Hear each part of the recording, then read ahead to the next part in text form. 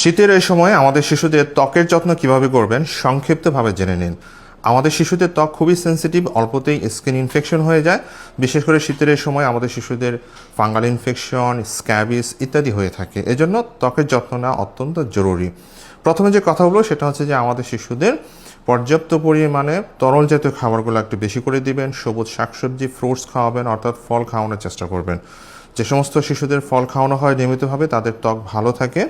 শিশু পর্যাপ্ত পরিমাণে ঘুম হচ্ছে কিনা সেটা খেয়াল করবেন। যে সমস্ত শিশুরা পর্যাপ্ত পরিমাণে ঘুম হয় তাদের কিন্তু স্কিন ভালো থাকে।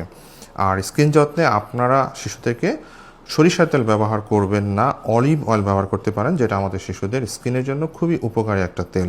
শিশু গোসলের আগে অলিভ অয়েল ব্যবহার করতে পারেন এবং গোসলের পর লোশন ব্যবহার করতে পারেন। বিভিন্ন ব্র্যান্ডের লোশন আছে, আপনি ব্যবহার করতে পারেন। অনেক সময় দেখা যায় যে শিশুদের লোশন ব্যবহার করলে কারো কারো ক্ষেত্রে স্কিন রিয়াকশন হয় বা অ্যালার্জিক রিয়াকশন হয়।